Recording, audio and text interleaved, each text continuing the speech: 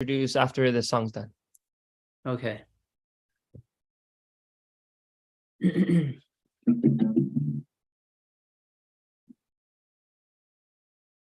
Oh, all I can see is movements. I can't hear any music. Thou art my lamp, and my light is in thee, in thee, in thee.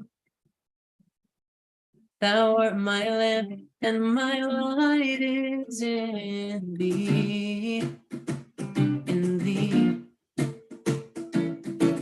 Get thou from it thy radiance, and seek none other than me. I have created thee rich, and have bountifully shed my favor upon thee.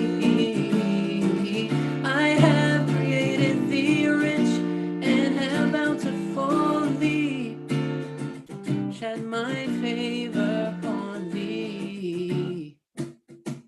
Shed my favor upon thee. Thou art my lamp, my lamp, my lamp, my lamp. Thou art my lamp, my lamp. Thou art my lamp, and my light is in thee, in thee, in thee. Thou art my lamp, and my light is in thee, in thee. Get thou from it thy radiance, and seek none other than me. I have created thee rich, and have bountifully shed my favor upon thee. I have created thee rich, and have bountifully shed my favor upon thee. Shed my favor upon thee. Shed my favor upon thee. Shed my favor upon thee. Thou art my lamp, and my light is in thee, in thee.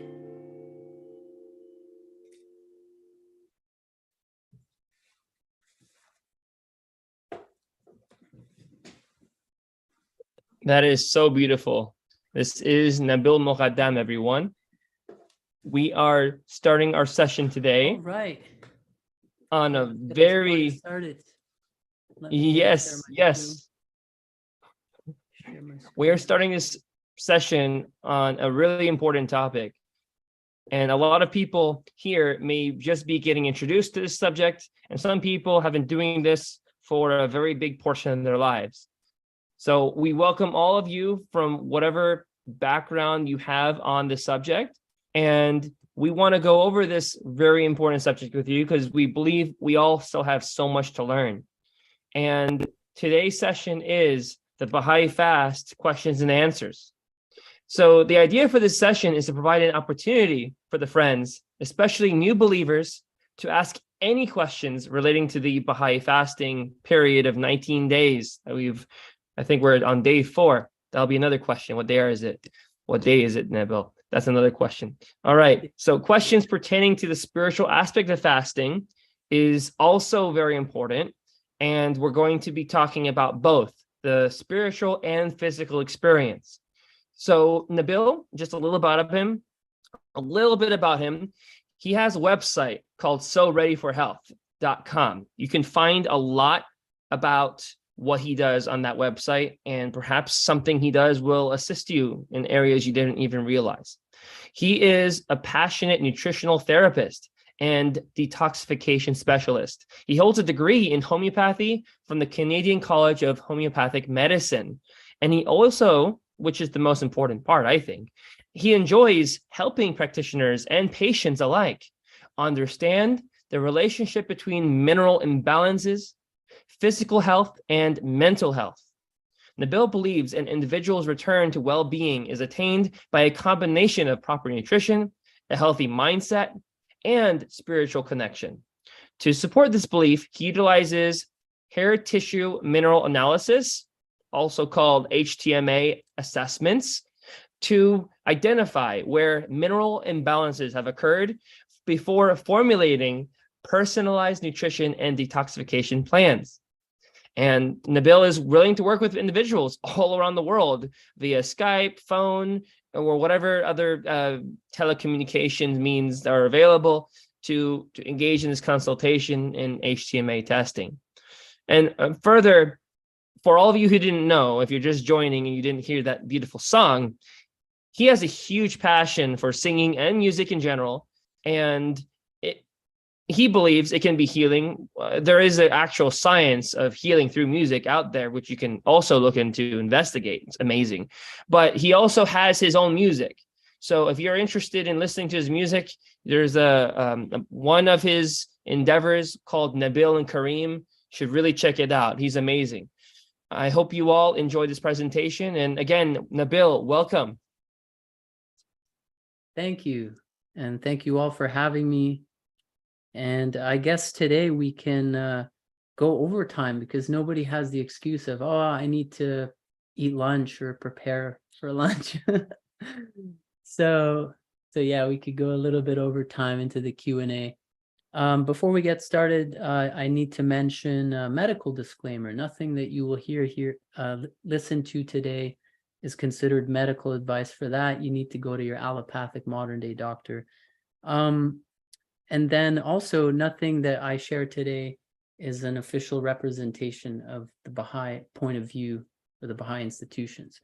So just a dude with a couple thoughts and ideas that I'm going to share with you guys. By no means am I an authority on the fast, not at all. Am I passionate about the fast? Do I love it 100%?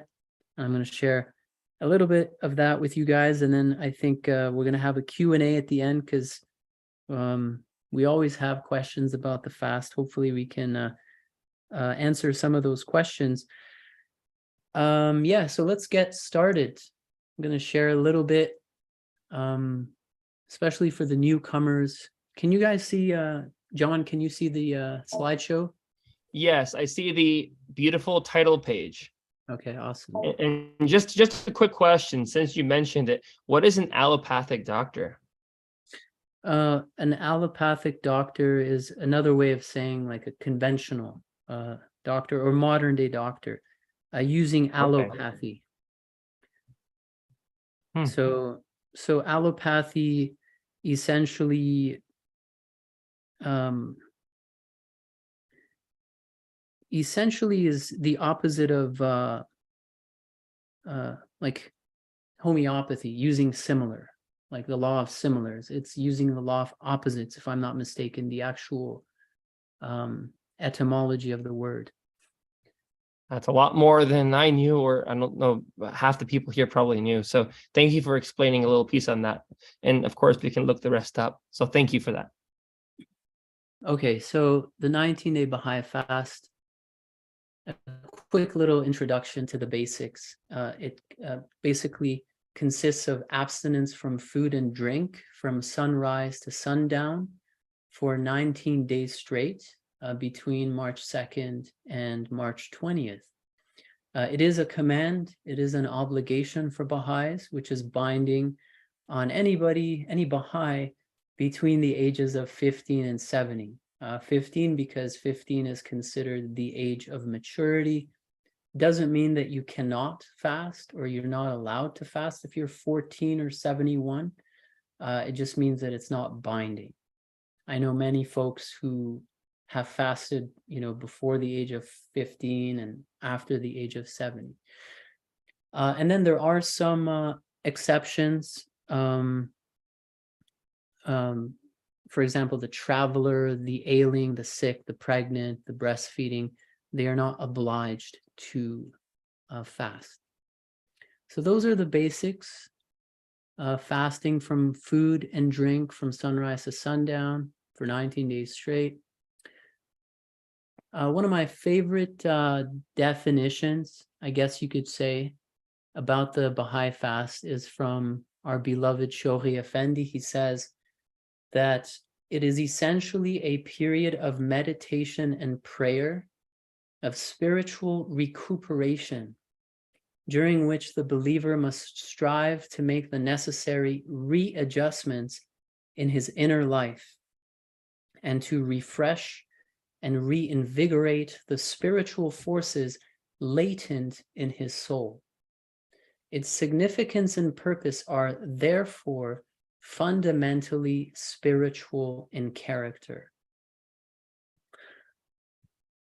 This quotation from Abdu'l-Baha is one of my favorites as well. On the fast, he says that fasting is a symbol. Fasting signifies abstinence from lust. Physical fasting is a symbol of that abstinence and is a reminder. That is, just as a person abstains from physical appetites, he is to abstain from self-appetites and self-desires. But mere abstention from food has no effect on the spirit. It is only a symbol, a reminder. Otherwise, it is of no importance. So they really sum it up. The essence of the fast, it is a reminder, it is a symbol. The main focus is spiritual recuperation. So we don't really need to continue this presentation because nobody has explained it better than they. However, because we're human, we like to, talk a little bit more about the details and whatnot. So I just came up with a couple other reasons why we fast. And I'd love to hear some of your thoughts as well as to why you fast. So one of them is we fast because of the love of God, essentially. And in fact, we're told in many of the writings that we should obey his commandments for the love of his beauty. In one of the prayers for the fast, I think it's this one here. It says, one of the first prayers in the prayer, Baha'i prayer app, the first prayer, he says, I ask of thee by thyself and by him who hath fasted out of love for thee and for thy good pleasure. So, fasting out of love for him, for his good pleasure. And we see this in almost every prayer for the fast, that we should be fasting for love of him. And I wanted to point out that eventually, at least for myself on my journey, I fasted for many reasons other than that. And then eventually, the more you do it, the more you mature in life, the more you realize that that's the main reason why you want to fast, because it is during the fasting period that we draw nigh unto God. We draw closer to him through an intensification of these spiritual exercises, through meditation, through prayer, obligatory prayer, as Shohi Effendi says, spiritual recuperation. And so through that process of dying to the human imperfections and desires, abstaining from lust and everything that pertains to this world, and emphasizing spiritual nutrition, what happens is our true essence becomes more alive. It comes out of that, not for everybody, but for some of us, out of that state of spiritual coma. And so now our spiritual reality becomes more of a reality than our physical reality, because in a way you're starving your physical reality of all of the desires and lusts and food and drink and all that kind of stuff. And while our higher nature becomes more of a reality, we feel closer to God, because essentially we are bound to him via our spirit, via our spiritual reality. So a lot of us, we fast out of that just because we feel closer to him. We can't describe it. There's a beautiful quotation by Abdu'l-Baha, which we're going to get to eventually, where he describes that state of prayer, which he cannot describe, that nearness to God and the joy and the exaltation. And maybe I'll just share a couple quotes on this theme of love. where he says on the left, "These are the days of the fast. Blessed is the one who through the heat generated by the fast increaseth his love, and who with joy and radiance ariseth to perform worthy deeds. Verily he guideth whomsoever he willeth to the straight path." So blessed is the one who through the heat generated by the fast increaseth his love. So obviously increaseth his love for who, right? Sure, we're going to serve others, but ultimately it's that love for God. And as our love increases for him, it will overflow and pour, and then we can serve and love others.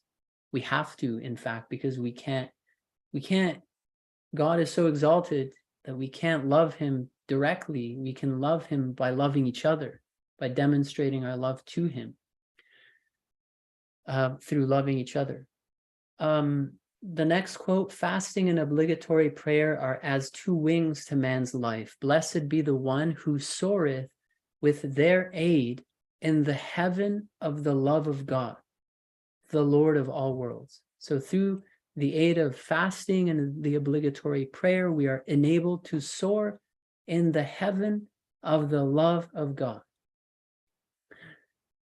And the first quote I shared is just to emphasize that the purpose of physical reality for which we have been created really goes back to that love story.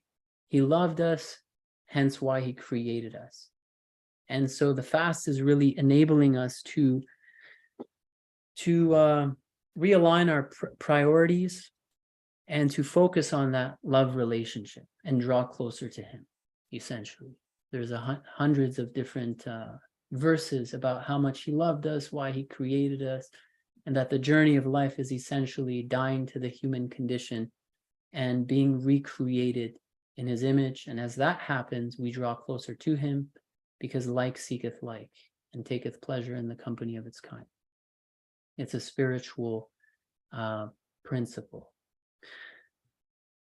And then Baha'u'llah says on the right, he says, "And we have ordained obligatory prayer and fasting so that all may by these means draw nigh unto God, the most powerful, the well-beloved." So again, we're being reminded that he ordained the fast so that through it, we can draw closer to him. So that's one of the main reasons why we fast.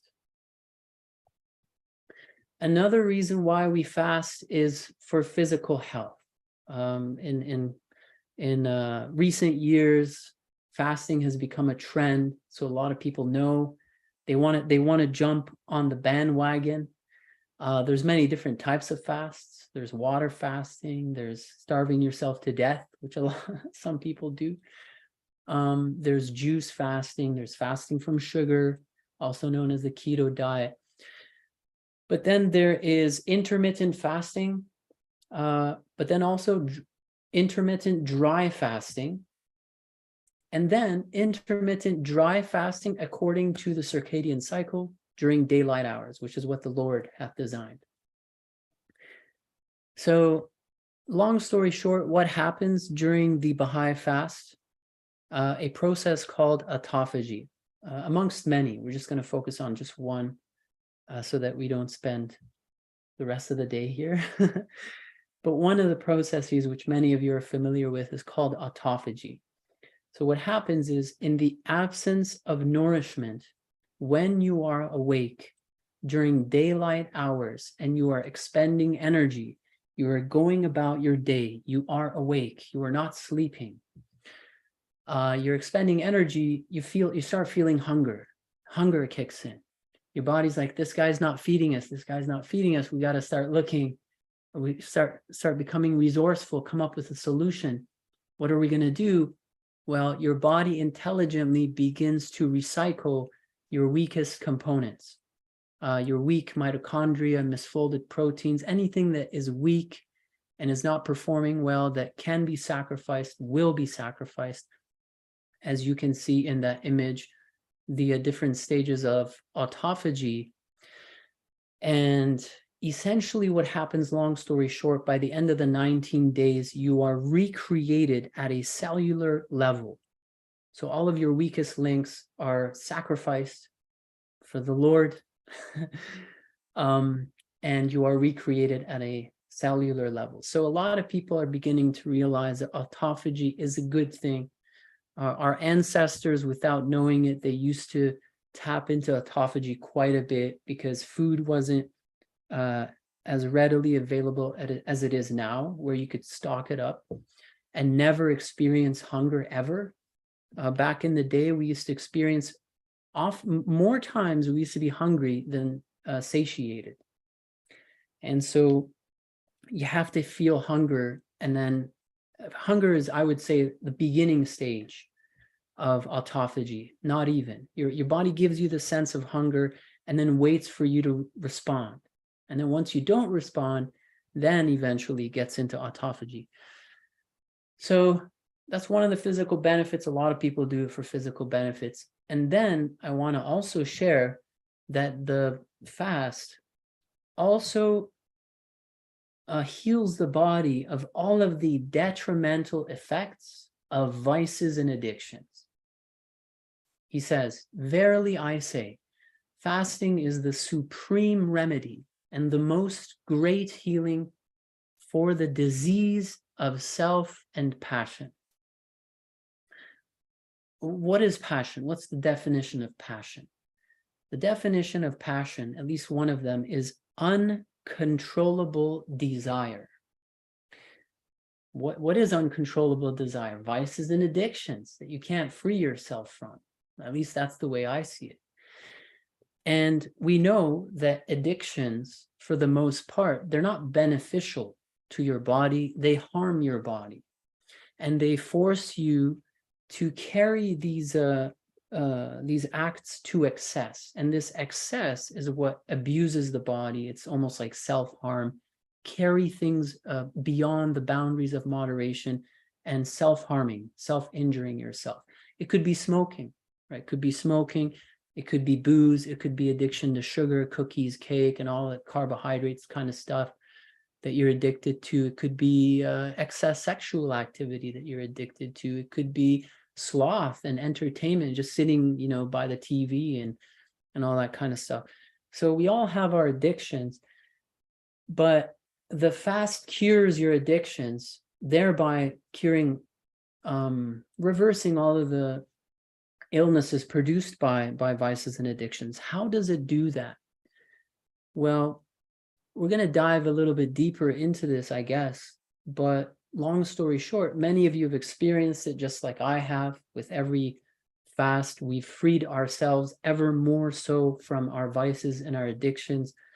But ultimately, what happens is, as we reclaim control of our higher nature, our lower nature, which is the one that is attached to this world and all the vices and addictions, you reclaim control over your ego, over your desires, your passions, ultimately through the love of God, because nothing fills and nothing satisfies our inner being more than the love of God and His word and prayer and communing with Him and reshaping our perception of ourselves and the world we live in through His word, almost like a chiropractic spiritual adjustment.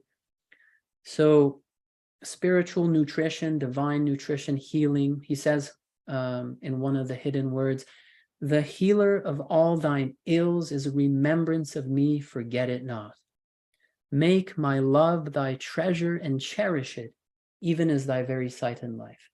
So the more we focus on that, the more we heal on the inside, the more satisfied we become, and the more we become independent and free and in no need of material things, finite things, to pacify or to cover or to mask that inner deficiency, that basic deficiency. Because essentially that's what vices and addictions are, is masking and pacifying your lower nature, your ego that needs the healing of the love of God.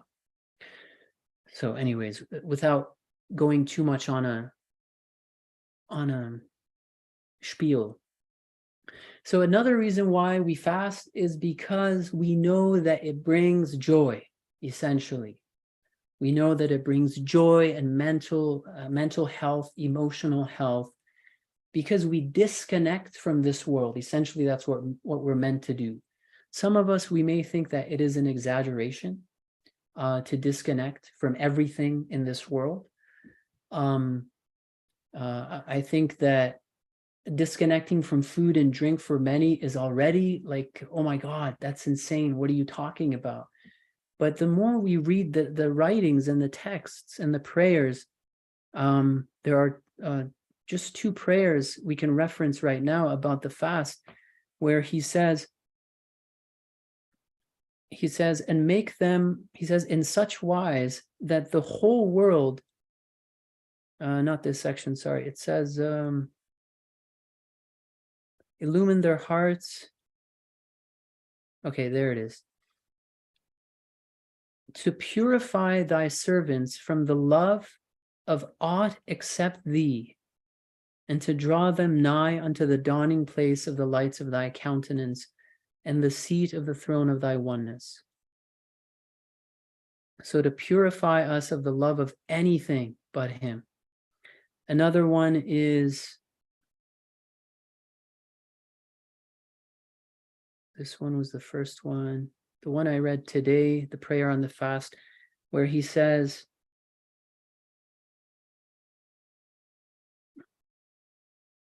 okay, there it is, detachment, where he says, blessed is he that observeth the fast wholly for thy sake, and with absolute detachment from all things except thee. Again, absolute detachment from all things except thee. What does that mean? It means what it means. It means what it's written. Absolute, during the fast, absolute detachment from everything except him. So that means absolute detachment from entertainment, from video games, from social media, from validation on social media. What can I post to impress, today, impress everybody today? Everything. We got to tune out Bitcoin. A lot of you guys are investors, watching Bitcoin and the stock market go up. Oh my God, oh my God. Disconnect from everything except him. That's what it means. And when we do that, when we disconnect from everything but him, that's when the magic occurs. When we're not distracted by the fear-mongering news and what's the war happening here, and oh my God, the bird flu now is coming. You know what I'm saying? And so once we disconnect, completely disconnect and become detached, and we tune into God, essentially we it's almost like a radio, right? We're a radio. We tune out of all of the junk coming from this world. We tune into the frequency of the Lord, okay? And we tune into a higher frequency during these 19 days. That's when we are, in a way, transported away from this world, and we become immune from this world, from all our problems and all of as the world is crumbling down from every direction, the engineered biochemical warfare, biological warfare, crushing of the middle class warfare, you name it, et cetera, famine, engineered famines, and all that kind of stuff. We can essentially transcend through the love of God and achieve happiness, because we are in essence spiritual beings. So why obsess and become saddened by your physical reality, which is meaningless, right? In essence. And he says, what does he say? He says, armed with the power of thy name, nothing can ever hurt me. And with thy love in my heart, all the world's afflictions can in no wise alarm me. So essentially we are igniting and feeding the flame of the love of God in our hearts during the 19-day Baha'i fast. Abdu'l-Baha says, when a man turns his face towards God, he finds sunshine everywhere. And then here on the right, I want to share with you guys this description by Abdu'l-Baha when he prays, what happens to him. When we pray with the proper purity of heart, and with the when it's heartfelt, and when we are in humility, and we pray what can happen to us. Excuse me. He says, obligatory prayer and supplication cause man to reach the kingdom of mystery and the worship of the Supreme One.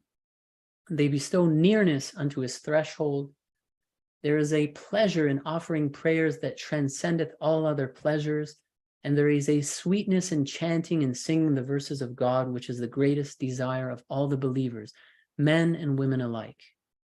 While reciting the obligatory prayer, one converseth intimately and shareth secrets with the true beloved. No pleasure is greater than this. If one proceedeth with a detached soul, with tears overflowing, with a trusting heart and an eager spirit. Every joy is earthly save this one, the sweetness of which is divine. Through it, joy and vitality infuse the heart.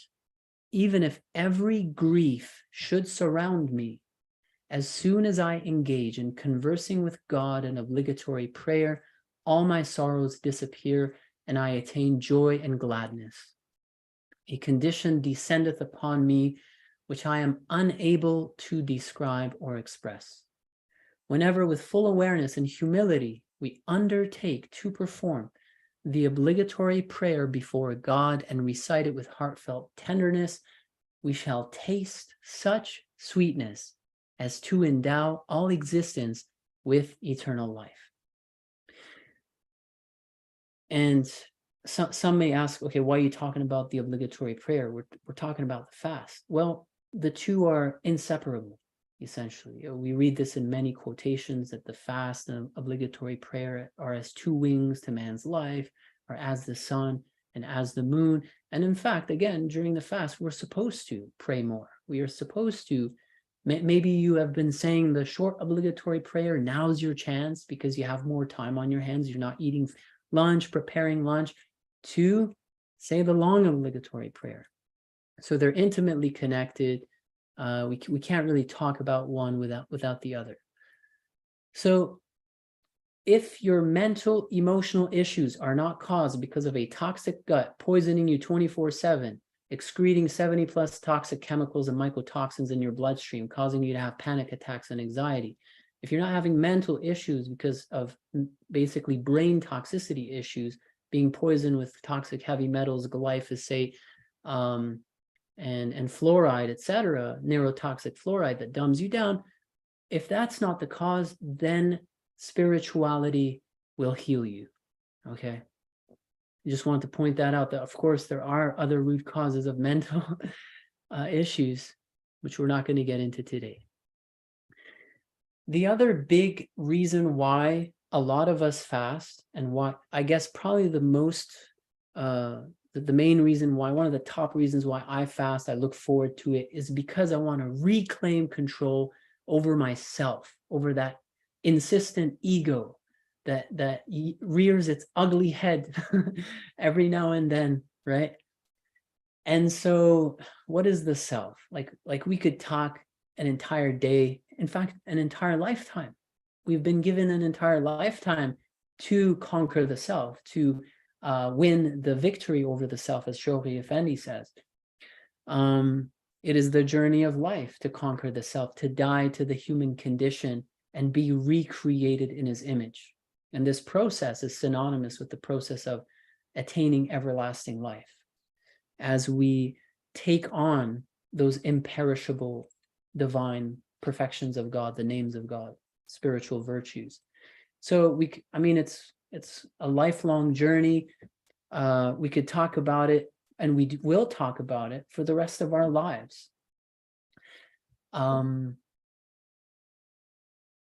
And however, during the fast, I guess it's that unique time where we can focus on the self more, bring it to the light, unpack it, all your issues, all your childhood issues, anything that triggers you, anything you're addicted to, attached to, what's going on? What's the underlying deficiency? What's going on, right? Bringing it to the light and healing that wounded ego, that inflamed ego, that feels unworthy, that ego that has been traumatized, etc., and has been blown up, and maybe controlling you, controlling your behavior, your choices, your decisions, the way you interact with people.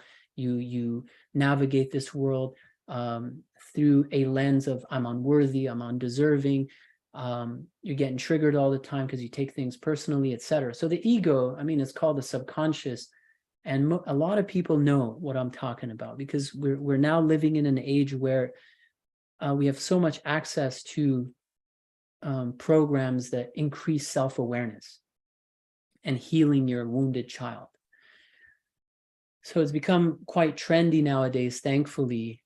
And so during the fast, we have this unique opportunity to stop, to slow down, to recuperate and tell the ego, stop, okay?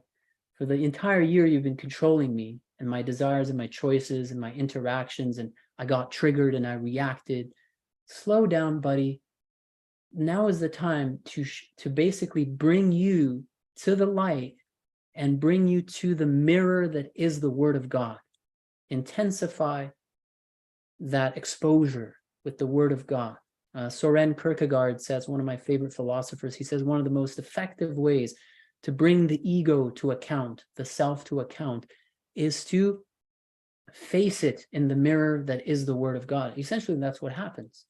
Because when we read the Word of God, we're constantly reminded about His laws, His high standards, His all the divine perfections and virtues, which are the ego is essentially the opposite of divine perfections. Any trait that is abhorrent, any trait that is ungodly, that is unpleasant to us human beings, untrustworthiness, dishonesty, unloyal, infidelity, all these things that are unaccountability, everything that nobody wants to be around is actually a manifestation of the ego that has not taken on the divine perfections, essentially. Because when the divine perfections are present, the ego is subdued. When the ego manifests these imperfections, it's a sign of deficiency of these divine perfections. And so the more we bring it to light in the Word of God, we bring ourselves to account, because we're reading these texts. Who does it apply to, right? We're reflecting on our own behavior, on our own egos. So without going too much into too much detail, he says that he hath known God who hath known himself. This is the purpose of physical reality. I bear witness, O my God, that thou hast created me to know thee and to worship thee. But we can't know him because he is so exalted, right? Too high art thou for the praise of those who are nigh unto thee, to ascend unto the heaven of thy nearness, or for the birds of the hearts of them who are devoted to thee, to attain to the door of thy gates. I get a crack every time I read that.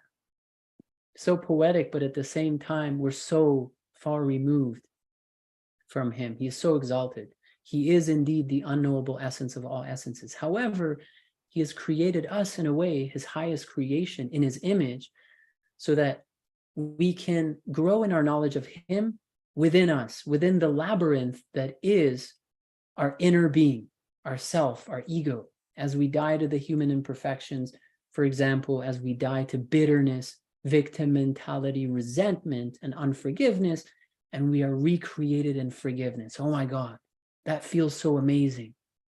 You know what I'm saying? That this is a little bit of God that I just experienced within myself through this beautiful design that God has created. God is not something that we learn about theoretically in books. Soren Kierkegaard says God is a knowledge. The knowledge of God is something that is experienced through obedience. And so as we obey, live the life, bring the ego to account, die to the human condition, we are recreated. This process of transformation and recreation is what gives that knowledge. As many of you know, I'm preaching to the choir, right? Went a little bit off board because this topic really fascinates me. So conquering of the self, Shoghi Effendi says, maybe I'll share this one and then you guys can pause the screen and come back to some of the other quotes because we're running out of time. Shoghi Effendi says, every Baha'i must fight with himself and conquer himself. And when he has conquered himself, then he becomes a true instrument for the service of the cause of God, and not until then. We must conquer the self, okay? And any signs of vices and addictions and getting triggered and feeling unworthy and victim mentality and bitterness, all of these are manifestations of the ego, of the self. And so once we conquer the self, as he says, "O God, make me a hollow reed from which the pith of self hath been blown, so that then I may become as a clear channel through which thy love may flow to others." So it is in our best interest to talk about our egos, to dissect it, to bring it to the light, to heal it, to make a journal. What are my issues that I got? A lot of people live life and navigate life in completely unawares of their ego and traumas and subconscious, governing every move and decision, and they just go throughout life reacting instead of responding. That's fine. Eventually they might become aware. But for those of you who are aware that, hey, we all have an ego and it's fine.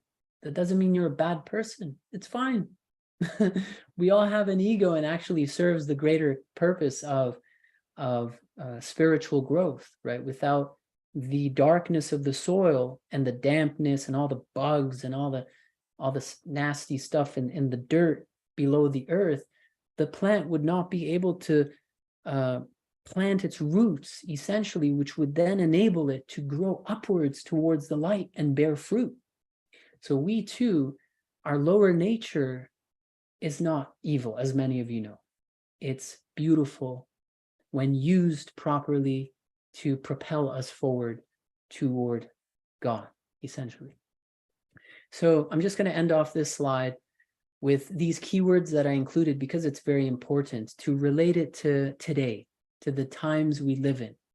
These keywords are self-awareness, which is a huge movement. The other keyword is accountability, which there is very little of nowadays.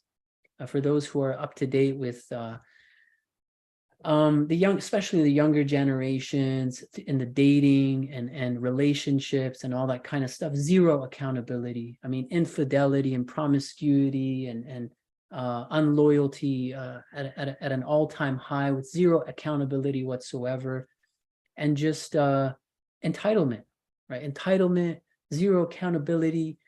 And also we live in a society that emphasizes pleasure, promotes pleasure over happiness, pleasure being short-lived.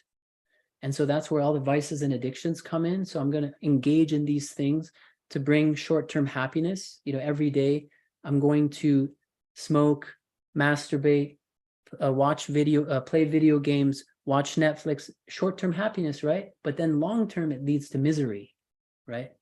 However, happiness is the opposite, which comes through discipline, willpower, discipline, accountability, self-awareness, and leads to eternal joy, happiness throughout all the worlds of God, but also in this life. A good example is you're self-disciplined, you minimize pleasure. We still need pleasure, right? A little bit here and there to enjoy life.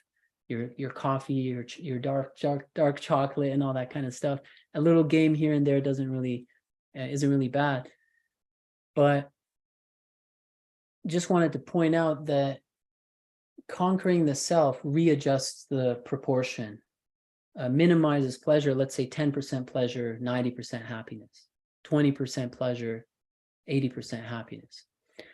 And also it increases your willpower. Many of us, we know this, and that's why we want to do the fast, is because we know by the end of the fast, your willpower has been strengthened and you can basically take on all of your goals much more effectively in the year to come, and you can achieve a lot of those goals. whereas previously you didn't have the drive, the willpower to do it. And that's one of the things that happens is when just by mere abstention from food or drink, just by withholding one thing from yourself, from your desires, from your lower nature, you are in control.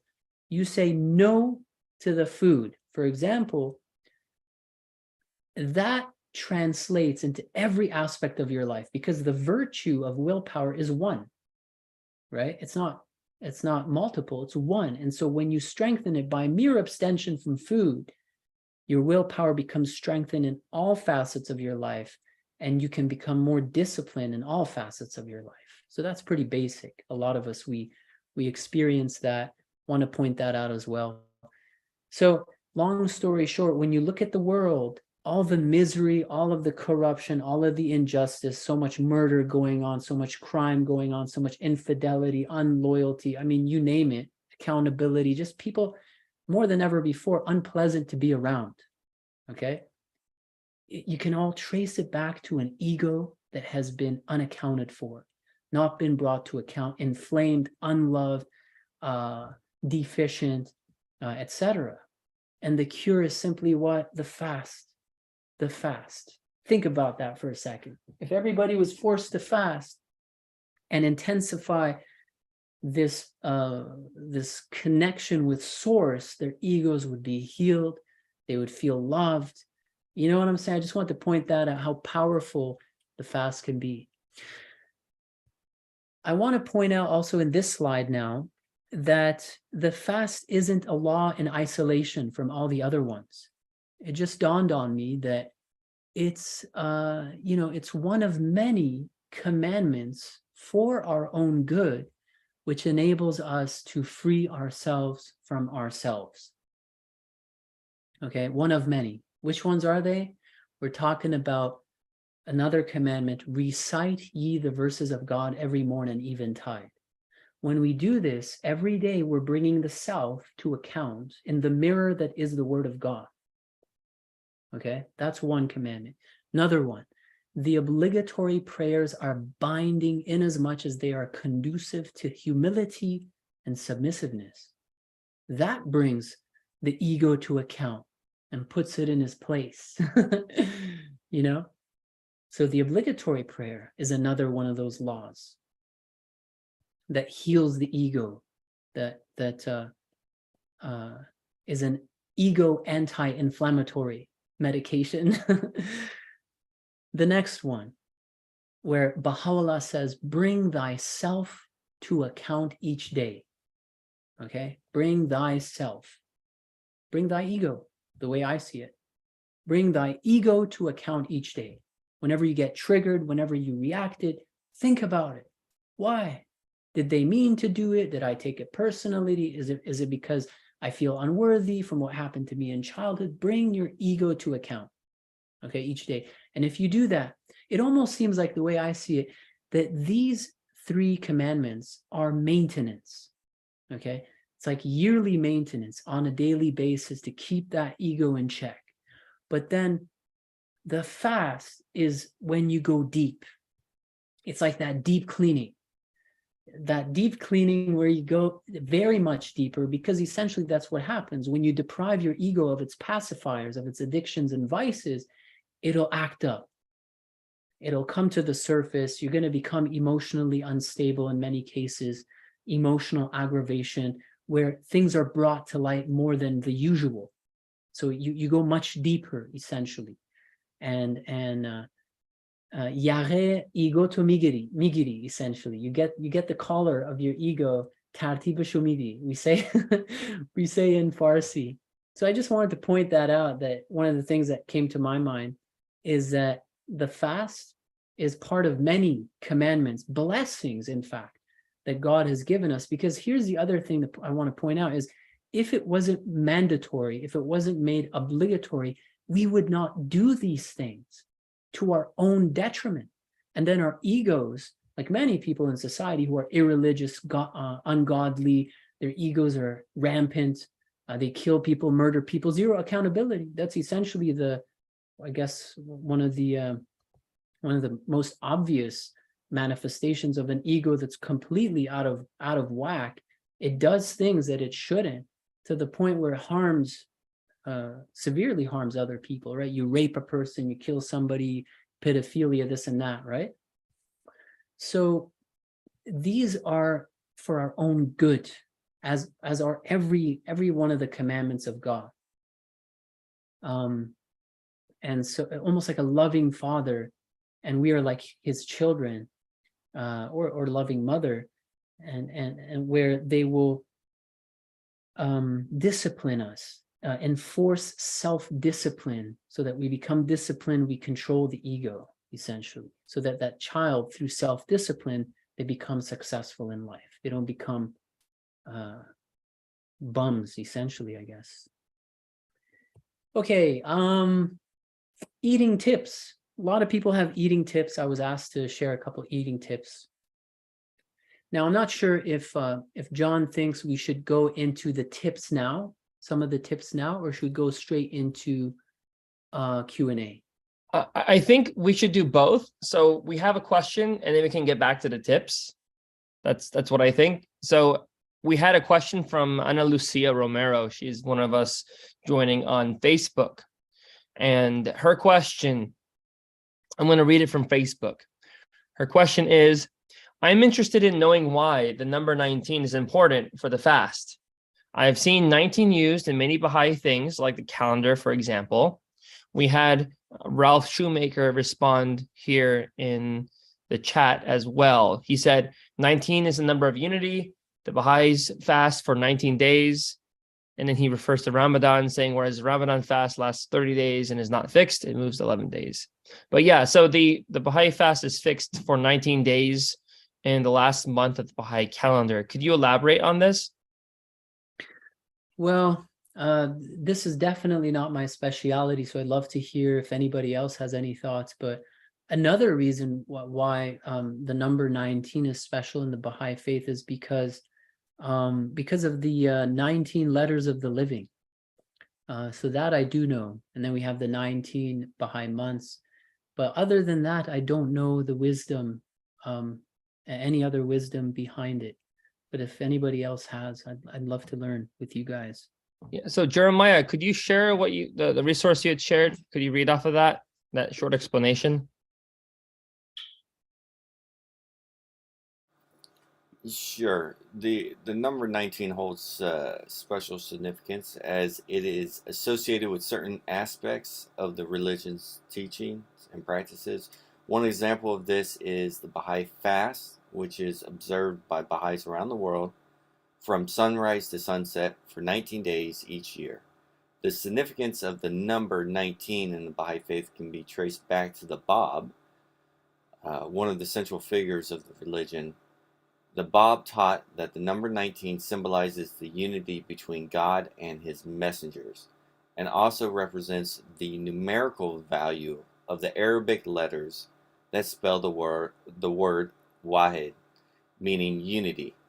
This concept of unity is central to the Baha'i faith, which emphasizes the oneness of God, the oneness of humanity, and the oneness of religion. In addition to its association with the fast, the number 19 also plays a role in the Baha'i calendar, the Badi calendar, which is used by Baha'is around the world. It's based on a 19-year cycle, with each year consisting of 19 months of 19 days each. This unique calendar system was designed to emphasize the importance of the number 19 and its significance in the teachings.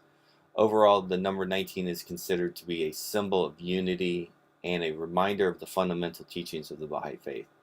Its use in the fast and the calendar serves as a way for Baha'is to deepen their understanding of these teachings and to strive towards greater unity and harmony in their lives and in the world around them.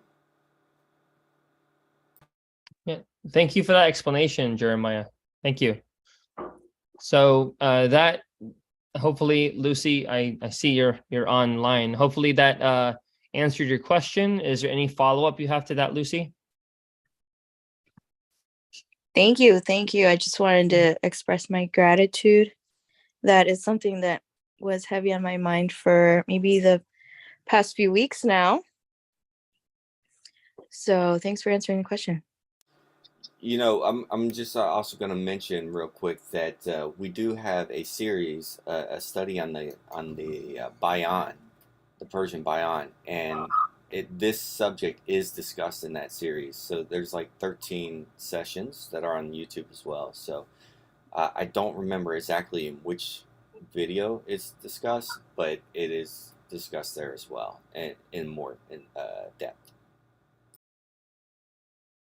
Thank you for sharing that, Jeremiah. So that was one question. And before we get back to the tips, Nabil, there's another question about the fast. And this is the idea of timing. So we talked about it shortly before the session just to make sure it was pertinent or not. But apparently the fast applies wherever you are in the planet and perhaps the galaxy, if you think about it. So there is some semblance to time as much as it is just the sun going up and going down. So this idea of timing the fast, if, for example, someone lives in a place on the planet that the sun doesn't really act the same way that it does to us in equatorial regions, what do we do? And the second follow-up to that is, what if you wake up late? What do you do then? Okay, so the first question, if you live in a place where there is no sunrise and sunset, because many places it's either dark for many months or it's daylight for many months, you would set a clock. So you would set a clock, probably you would set it for 12 hours because when you look at the sunrise and sunset, it's typically like 12 hour of fasting. So that would be my suggestion. The other one is, if you wake up late, what do you do? I guess you know, the law states that we shouldn't eat from sunrise to sunset. So if you wake up late, you weren't able to have breakfast, too bad, too sad. Essentially, you don't eat until the evening. It's going to be much more difficult, obviously, but those are the rules. Now, yeah, so I guess that's it. I mean, people cheat, they come up with excuses and they justify certain things. You're welcome to do that. It's between you and your God. So, but technically speaking, if you wake up late, you just gotta keep going until sundown. Okay, appreciated. So yeah, definitely. So yeah, if you're in a part of the planet that the sun doesn't really work the same way that it does for people in the middle parts, the equatorial regions, then you can definitely rely on a clock. But if you wake up late, for example, the sun has already risen, you wake up at a time like 10 a.m. or noon or 1 p.m., then you just start to fast then, and you continue to sunset then, yeah? Pretty much. Okay. So that still seems like a hack, though, if you think about it. You sleep through half the day and then you only fast for 6 hours without breakfast, for example, from say noon to 6 p.m., 6:30. So Yeah. anyway, yeah, that's Yeah. why I was asking, because it still seems although actually, could you reference that? You had mentioned I don't know if you said Morocco or something, but you had mentioned that it culturally is a thing where people will to still fast, in air quotes, they will sleep through the day and they'll just do everything at night and still eat. Yeah. So good point. So I'm glad you brought it up because we've all been guilty of doing of fooling ourselves essentially. So yeah, if you don't wake up, let's say for example at 6:30, wake up at 6:30 and then eat your breakfast and then say the prayers, before sunrise, but you end up sleeping in, let's say, till 10 or 11, and then you wake up. In a way, it is cheating. And because, I mean, because now you're no longer fasting for 12 hours. Now you're fasting for 7, 8 hours, right? Big difference. So there is some cheating involved, definitely happening. And then there is, you won't experience as much autophagy. So the more we don't do the fast according to the rules, we compromise the physical benefits of the fast as well, because it has to happen during daylight hours. We have to experience hunger. And the more you experience it during that strategic famine, safe famine, you experience more benefits. So yeah, I want to point that out. But also I want to say that I've been having these conversations with some of my patients who are Baha'is too, who are asking me, should I do it? Should I not do it? I'm sick, but doctors don't know anything about fasting. They never recommend it. But then we learn that you should fast when you're sick. Animals fast in nature when they're sick and wounded. What should I do? What should I do? And then they have this guilt. One of them called it Baha'i guilt. And I had another friend who said they haven't done the fast for many years because their mentality is all or nothing. I have to do it perfectly, otherwise I won't do it. And so my message to him was that this is essentially a recipe for failure, that all or nothing, that I have to be perfect, not only in this realm, but also in the artistic creative realm. It has to be perfect, otherwise I'm not going to do it. Well, if you do that, you're going to be paralyzed. You're never going to create. You're not going to embark on the journey of creating and perfecting yourself as you go. So the same with spirituality. You can't be too hard on yourself. Do the best you can, but be mindful about it. Before you go in, be realistic. Am I sick? Am I not sick? What am I going to do? Maybe I'm going to decide to drink, but then at least I'll stick with not eating from sunrise to sunset, or something that's achievable for you. But always remember that the most important thing is spiritual recuperation. In fact, we have many writings where Baha'u'llah says that one believer could be doing the fast, observing the fast perfectly, but then their fast will not attain unto the good pleasure of God because their motive wasn't pure. But then you'll have another individual who wasn't able to do the fast properly, but whose heart was pure and who focused on the right thing, which is the intensification of the spiritual exercises and drawing nigh unto God. And his or her fast was accepted by the Lord. Okay, so don't be too hard on yourself. Do the best you can, but first and foremost, always focus on, it's not about deprivation. It's not about not eating food. It's about eating a whole lot of spiritual food. That's the focus of the fast. That is the focus. It's a time of abundance, spiritual abundance. Focus on that. Nothing else will matter, in my opinion. That calls into mind a quote that was shared. So some Baha'is are having these beautiful accompaniments, if you will, like Jacqueline Clare, one of the contributors to the Clearwater Baha'is page, has been having her own thing, and she goes and every single day she's sharing some encouragement about the fast, just accompaniment for the 19 days. And for the third day, she shared a beautiful quote from the writings that I think is very valuable for this moment that you just mentioned these points. The quote says, "The third wisdom is this: there are two kinds of fast, material and spiritual. The material fast consists in abstaining from food and drink, that is, refraining from satisfying the physical appetites. But the true and spiritual fast is for man to forsake covetous desires, heedlessness." I mean, I'm just saying, just before I could read the rest, that's we're talking about that right now, right here, right now. Heedlessness and evil and animalistic attributes. The material fast is therefore a symbol of that spiritual fast. It is like saying, "O divine providence, as I am abstaining from bodily desires and from all occupation with food and drink, even so purify and sanctify my heart from the love of anyone save thyself, and shield and protect my soul from corrupt inclinations and satanic qualities, that my spirit may commune with the breaths of holiness and fast from the mention of all else besides thee.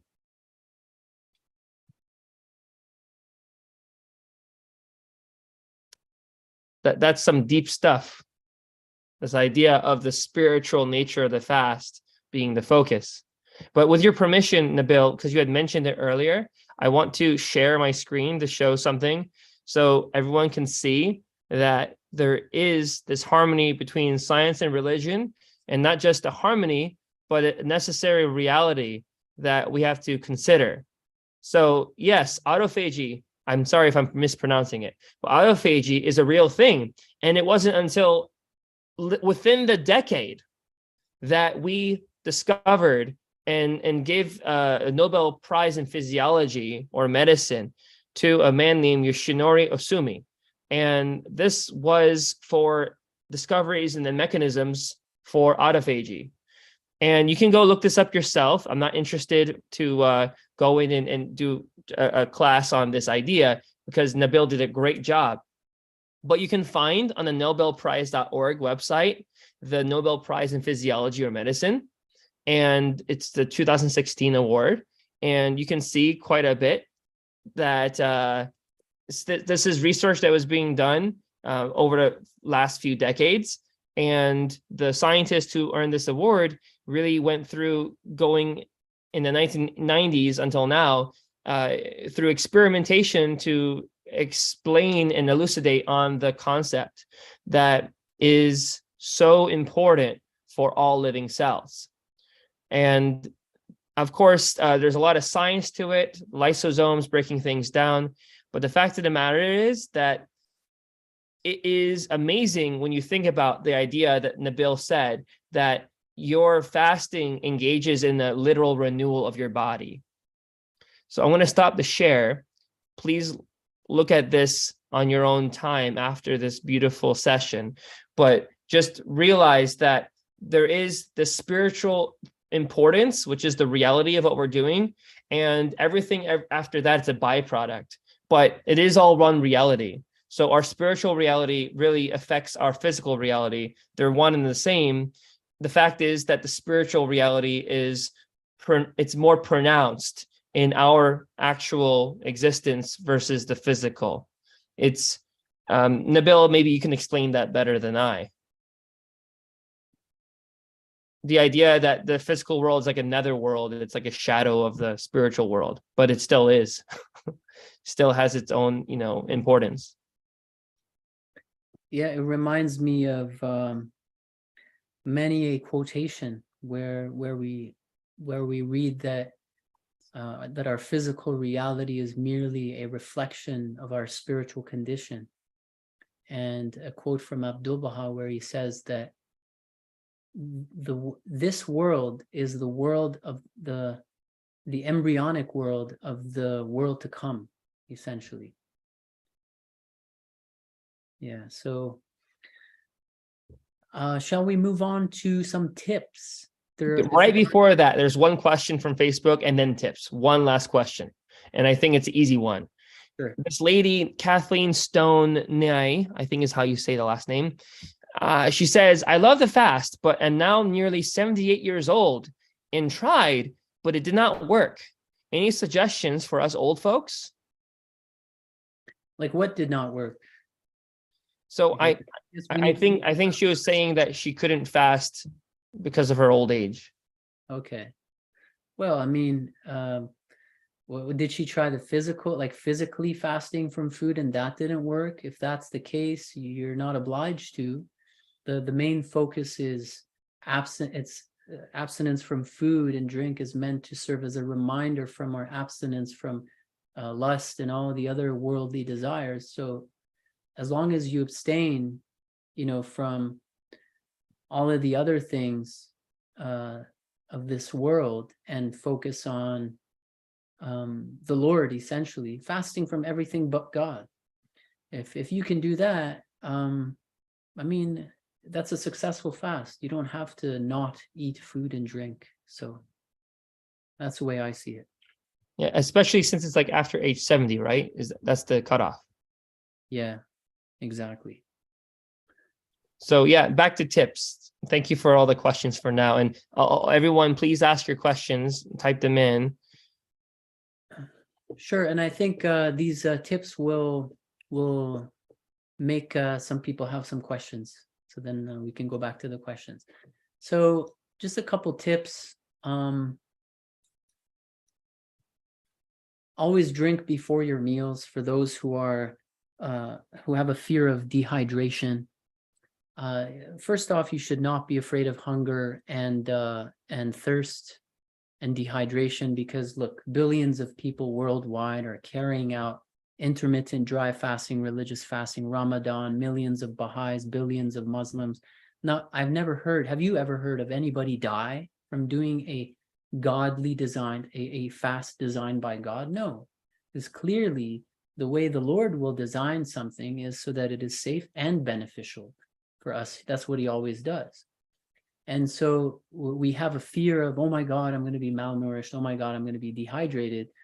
When in reality, when you look at it, when you truly look at it, step back, zoom out a little bit, you see that this fast is totally safe, because it's within the span of 24 hours, you are eating enough, you are drinking enough. You're eating twice within the span of 24 hours. Most people, a lot of people eat far more than that. They overeat during the fast. But if you're doing it properly, you're eating just that breakfast and that evening, right? That dinner. You're eating twice within the span of 24 hours. How could you ever become malnourished? Impossible. And when it comes to the fears of dehydration, same thing. Within the span of 20 hours, when you zoom out, you're drinking twice, at least twice, during the span of 24 hours. I have animals that go, my goat, goes days without wanting to drink and not drinking. So you're drinking, twice at least. And so there's zero danger of malnutrition, dehydration, death, all that kind of stuff. So we need to set those fears aside. The divinely designed fast is safe. It is strategically designed famines and droughts in the body to carry out, to initiate autophagy, because many other types of fasts don't activate autophagy. Okay, this one does. The droughts also cause a sorts of survival of the fittest, as your weakest cells struggle to survive in the absence of water. So strategic, safe, temporary droughts and famines to recreate your body. So anyways, drink water before your meals. If that's something you're worried about, always drink before your meals, which is something you should be doing anyways, because Baha'u'llah in the Tablet of Medicine, he recommends, he says that we should not drink with meals or before or after, because you're going to impair digestion, essentially. So drink before your meals. And if you get into the habit of doing that, every morning you wake up, chug down 2 glasses of water, boom, you're set. And then in the evening, before eating your meal, when you break the fast, break it with water or tea, whatever floats your boat. Okay. So I want to put that out there, because a lot of people ask, when should I drink? When should I squeeze in my drinks? You don't have to worry too much about your drinks. Avoid a large breakfast. I think this is very important, because a lot of people, through fear of hunger and fear of malnourishment and all that kind of stuff, they're like, oh, I gotta eat a big breakfast so that I can go for as long as possible without experiencing hunger, so that I can go up until 1 p.m., 2 p.m., 3 p.m. without experiencing hunger. Long story short, if you do that, you are depriving yourself in many ways. You're injuring yourself in many ways. On the one hand, you are interfering with your natural circadian cycle of detoxification, which takes place in the morning, which is to not be interfered with. When you eat large meals, large breakfast, you interfere with your body's natural purification cycle in the morning. And so day by day, week by week, month by month, when you eat large breakfast, you become more acidic. You end up dealing with decompensated acidosis, which leads to all kinds of diseases. And this is another teaching that Baha'u'llah teaches in the Tablet of Medicine. So really what we're doing is we're applying those teachings here. It's nothing new.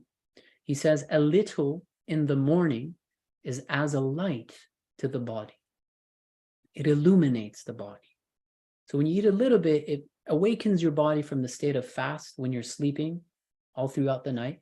It awakens your body and it initiates metabolism while not interfering with the detoxification cycle.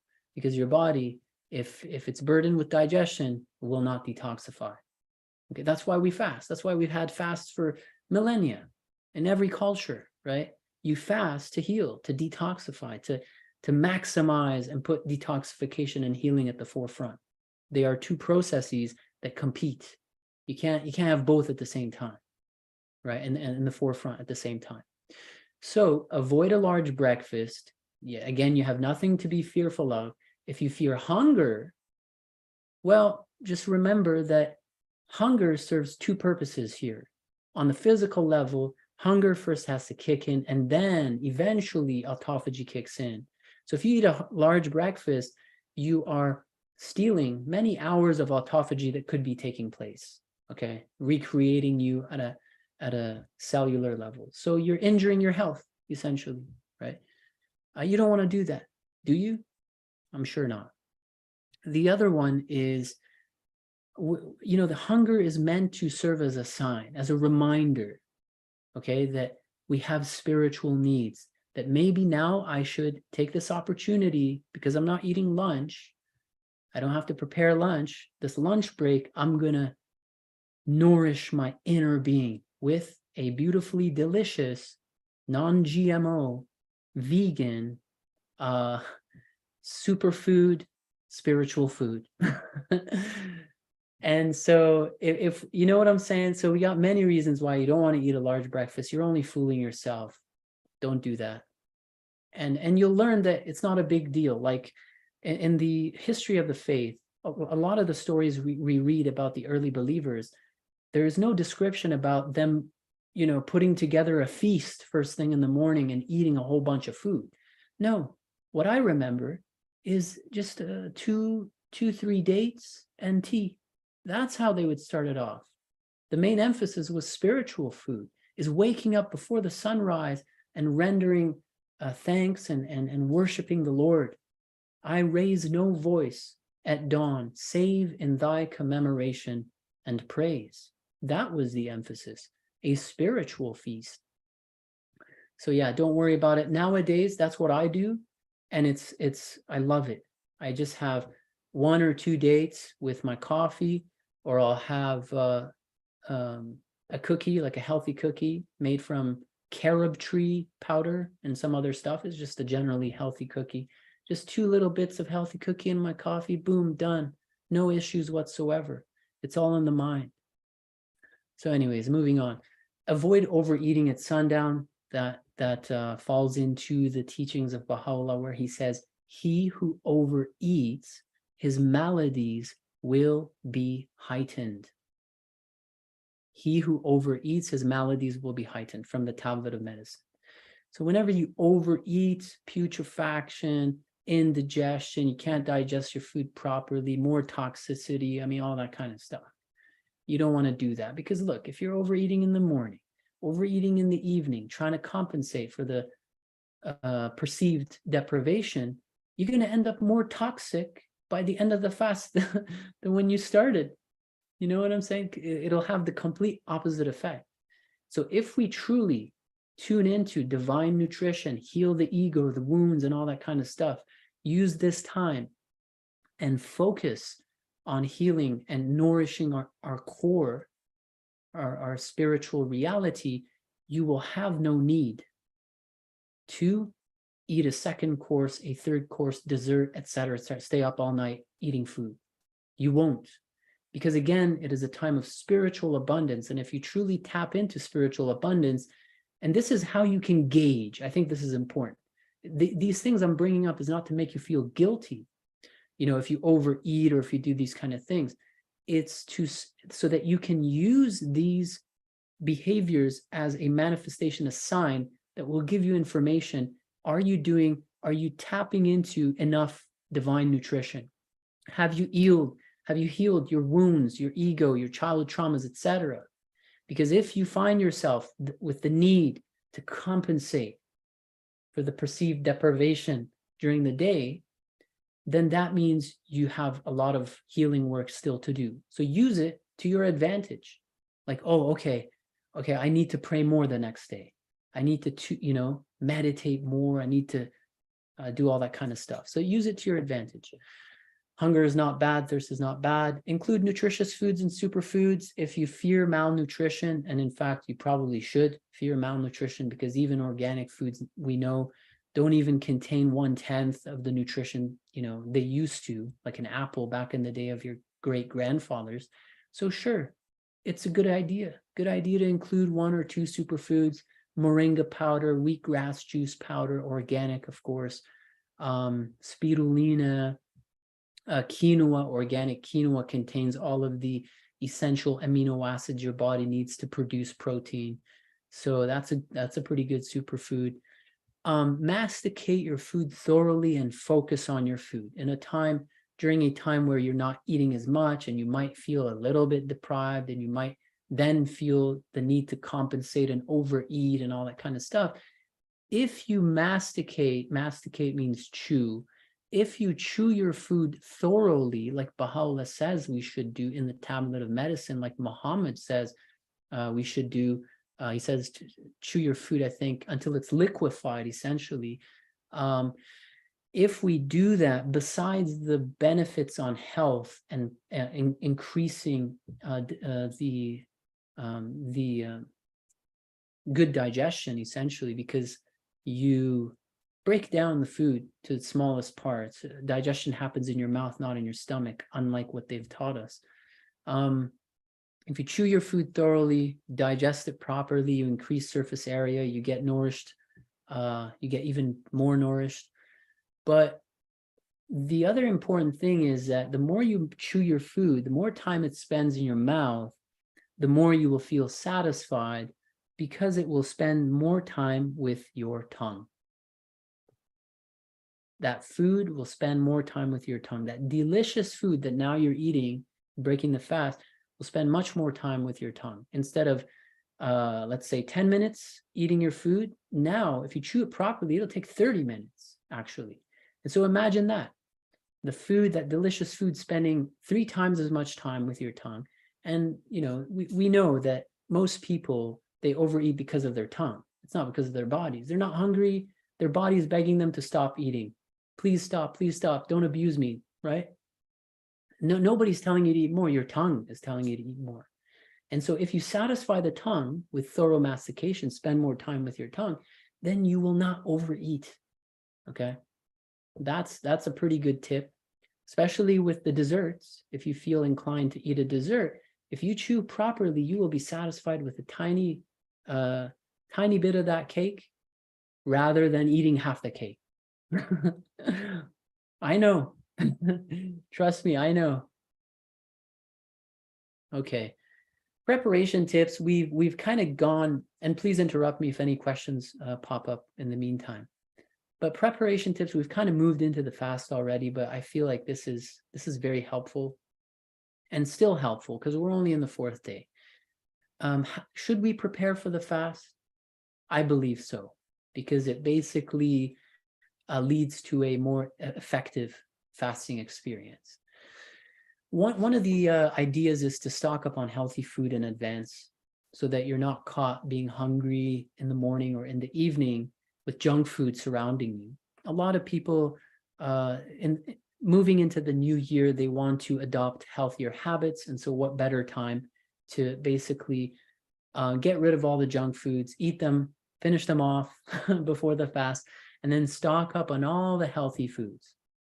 Okay, so that during the fast, as your willpower is strengthened through the power of the love of God and your self-discipline and all that, you can comfortably make these healthy choices moving into the new year.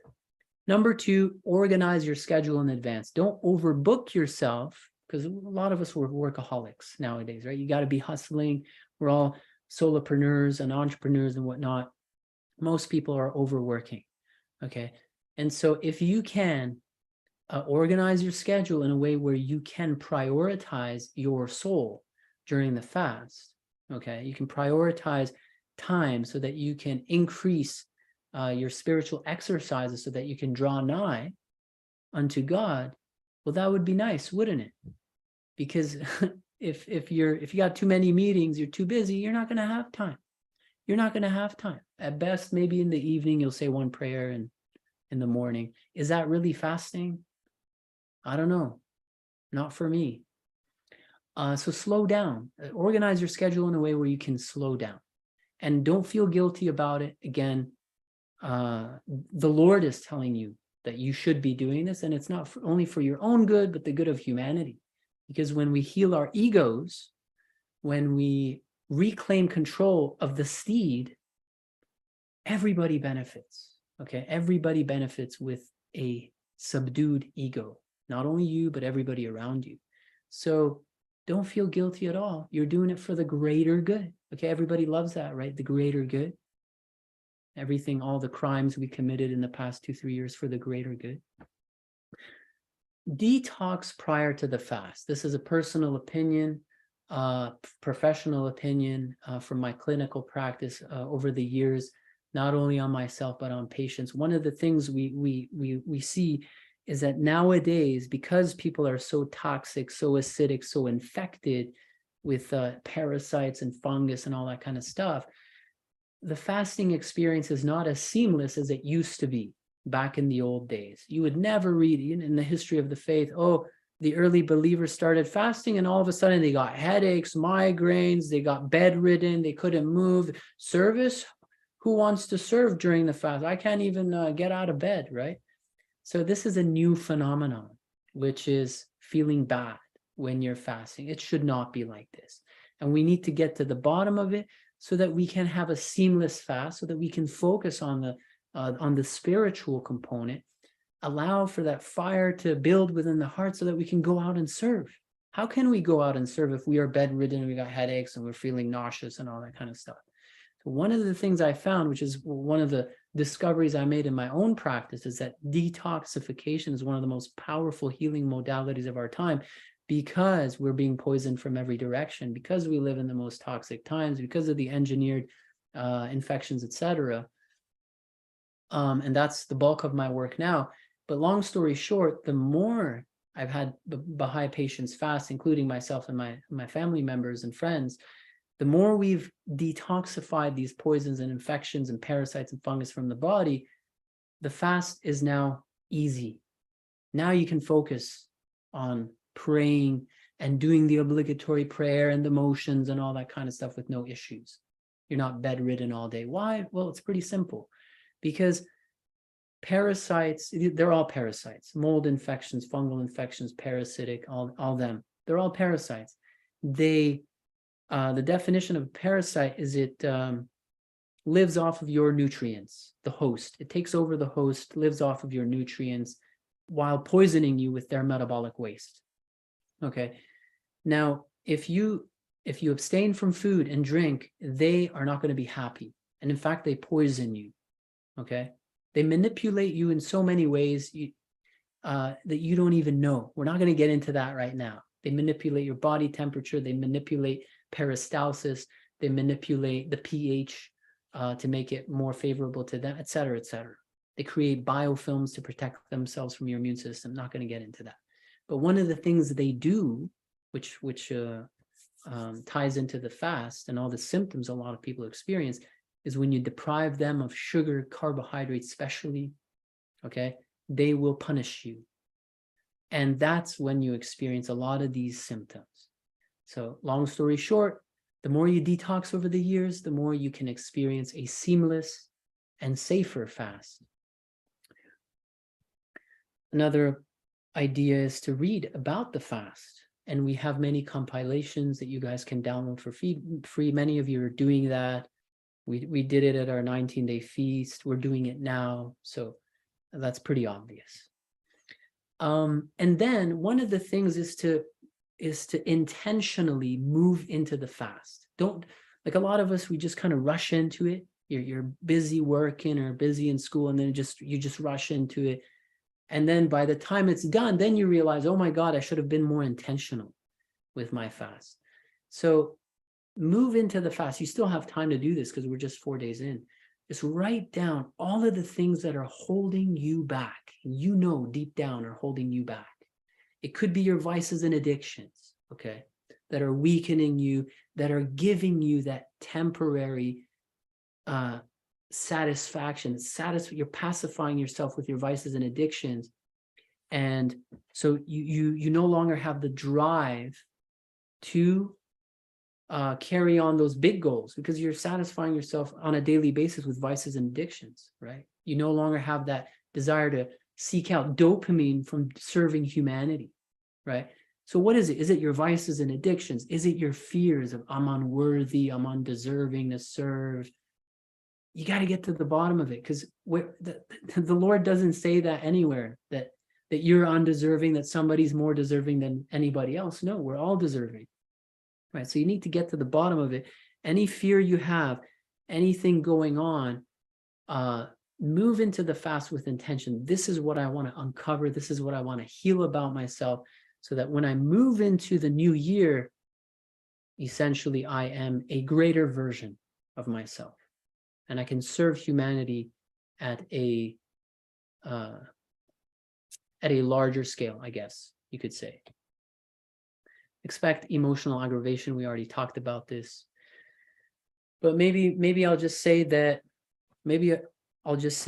for a lot of people, for the newcomers who are fasting for the first time, you may not know this, but when you fast from food and drink, you will experience emotional aggravation.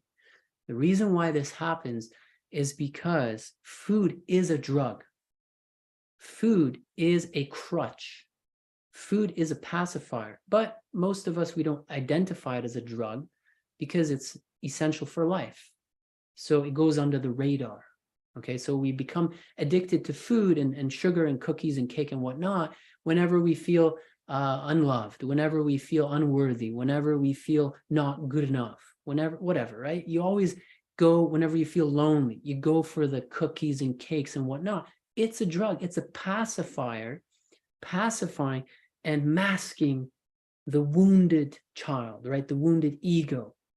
And so if you're doing it for the first time, when you remove this pacifier, the most powerful pacifier, which is food and junk food and all that kind of stuff, and when you remove the distractions and the social media and the gaming and all that, all the pacifiers and all the masking drugs, all these drugs that mask the root cause, your ego is going to become aggravated and it's going to come to the light. And it's a good thing.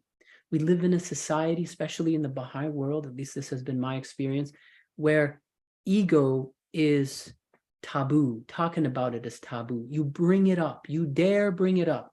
Oh my, what are you talking about? I have an ego. And then they get offended. You know, they don't talk to you for a week, for a month, or they escalate. They keep escalating. What are you talking about? I got an ego. You know what I'm saying? Like, come on, guys. Let's be adults, okay?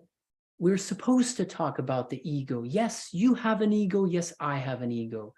Okay? Let us bring our egos to account. Let's talk about it. Let's be vulnerable. Let's make it normal during the fast as we unravel our egos. Let's have best friends and family members where we can talk about these things. Okay, dear so-and-so, I experienced this. And this, it made me learn about my childhood, my this, my that.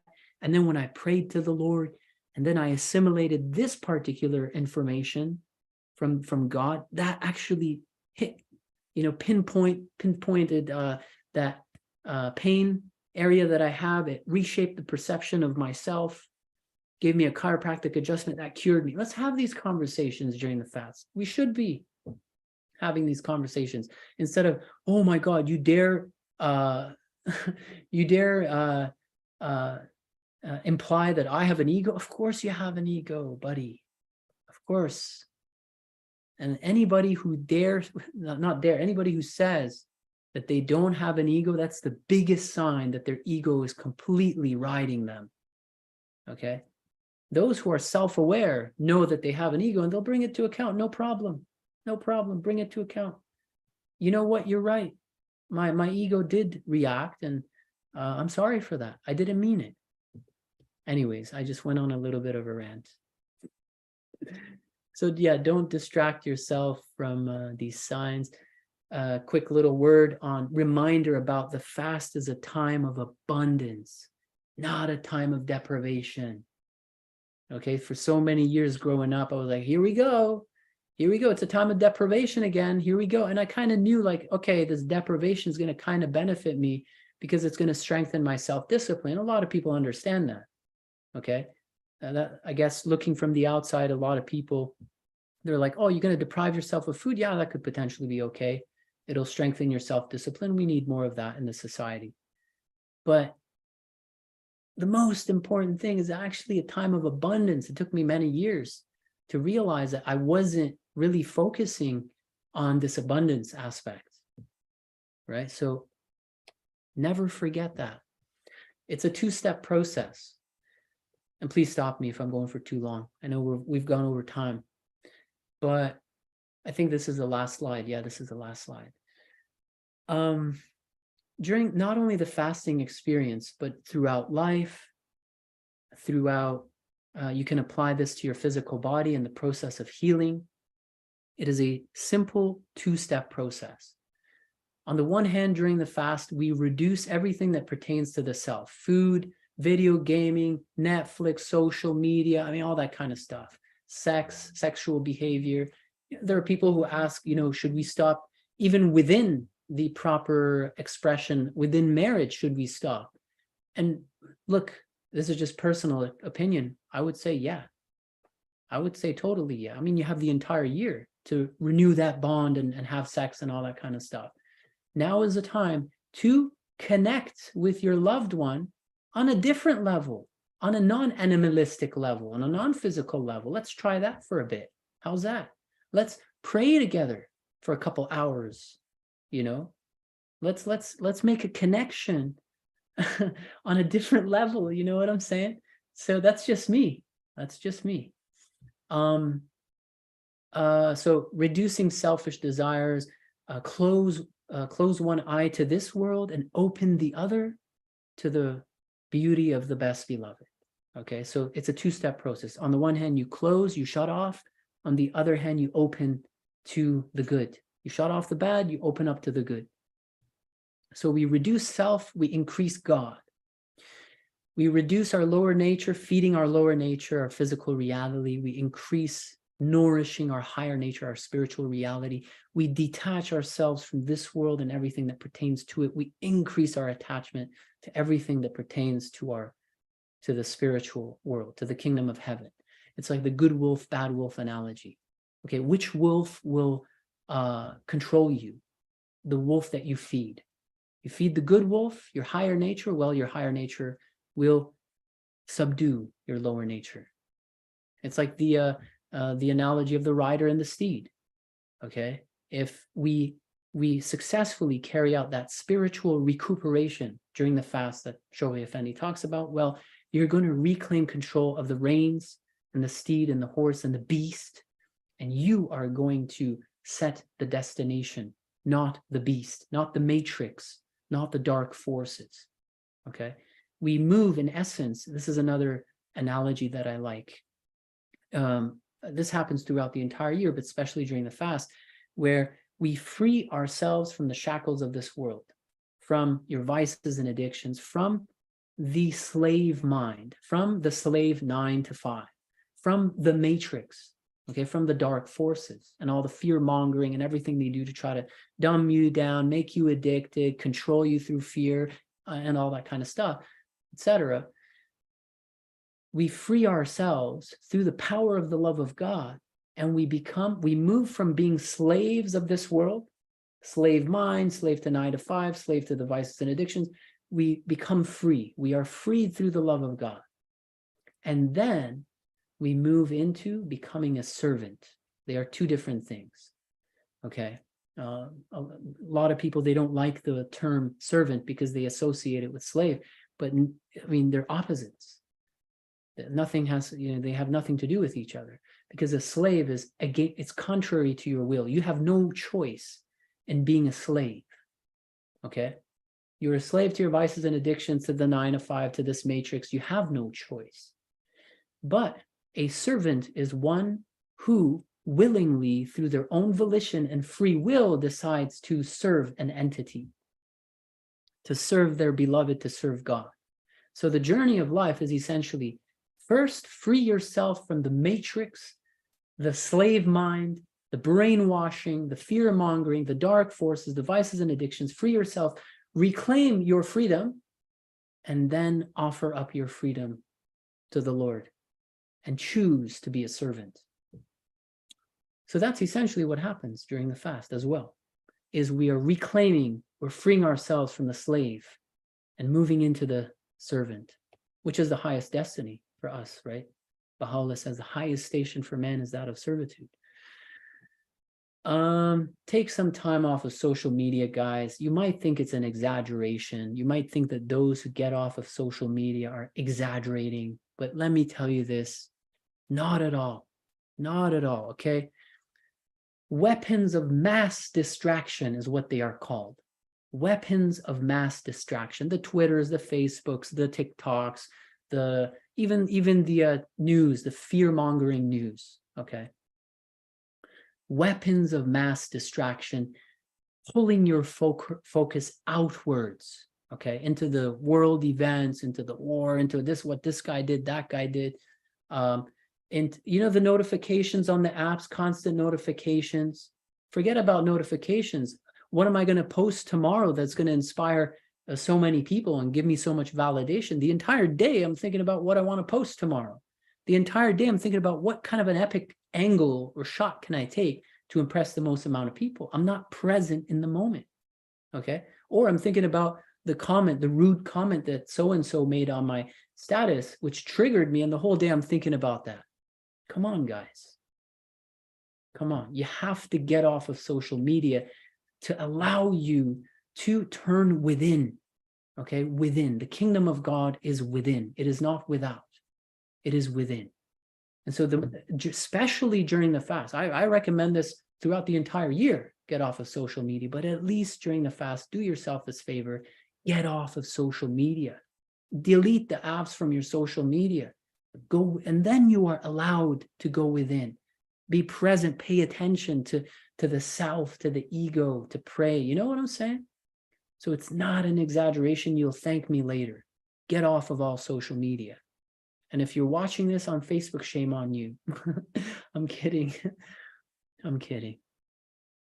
Plan acts of service, because we're told, you know, in the prayers, we're told that during the fast, the fire of the love of God is going to increase in your heart. And it's only a natural consequence that you're going to want to share this love, this fire with others. And so why not? Maybe plan a couple acts of service with some of your friends throughout the fast, towards the end of the fast. That could be a good idea. And the last slide is resources. Some resources for all the new folks that can be very helpful. We have a Baha'i app. It's called Prayers. It's a green icon. It's got amazing prayers for the fast, so that during lunchtime, when you're not eating physical food, you can tap into some of the most deliciously beautiful spiritual food, okay? In the middle, we have that same app. It has a lot of useful tools. One of them is the Qibla compass, which will tell you wherever you are in the world, where the Qibla is, so that you can say your obligatory prayer. And 95 Allahu Akbar. It has a 95 counter so that you can tap, close your eyes and tap without worrying about how many times you've been saying it. And then at the end, it either vibrates or rings a bell. And then you got the solar times. So it'll tell you when is the sunrise and sunset in your locality. And it's got the daily verses, which is another feature I use. I love it. It'll send quotations. That's what you should have on your phone, not social media distracting you and pulling you away from your spiritual reality. You should have an app like this sending you daily verses of God so that you can be reminded of your spiritual reality. What an amazing app. God bless the person who designed this app. And then on the right, you have another app, Baha'i Bookstore, where you can purchase books, but also you can download many free compilations, one of which pertains to the fast. Many of the quotes I shared with you guys today in this presentation is found in that compilation that I downloaded for free on that app. So with that, we can go into the Q&A or questions. Thank you guys for sticking around for such a long time. We went way beyond, but like I said, you don't have the excuse of eating. So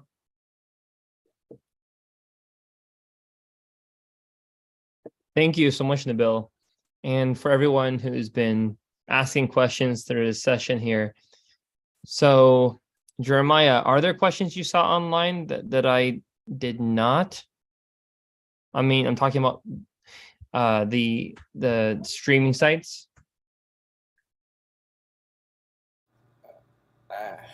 Well, I see more of comments just thanking them first time Oh, splendid. and things of that nature.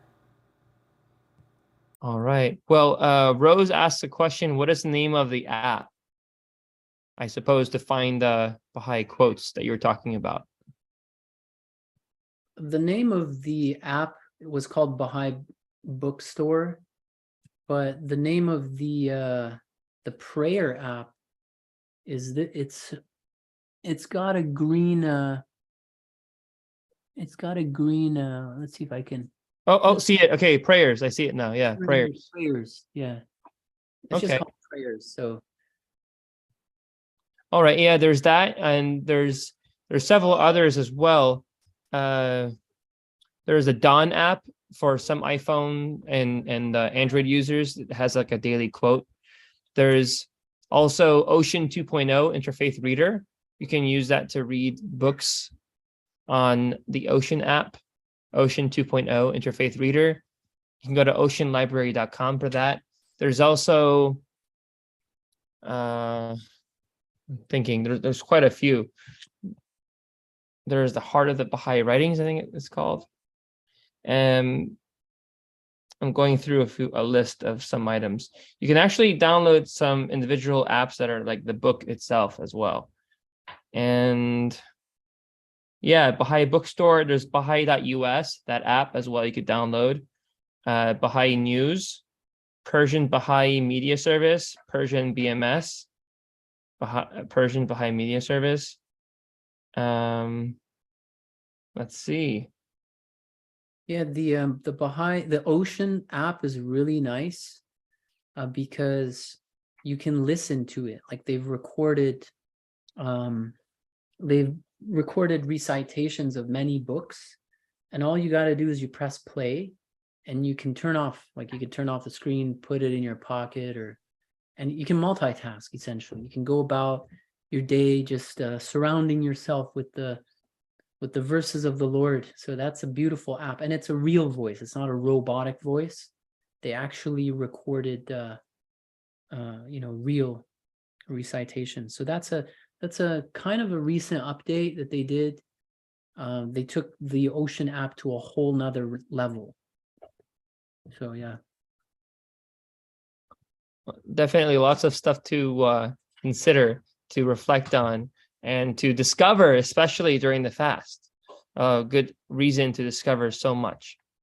So Nabil, we wanted to thank you so much for bringing up time to ask questions and have answers that we went through the presentation today. Obviously, the tips were amazing.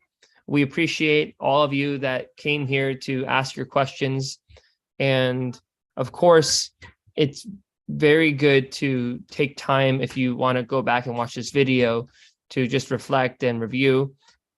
You can find this video posted on clearwaterbaha'is.org on the YouTube channel for Clearwater Baha'is, or on Facebook at the Baha'i Center of Clearwater Facebook page.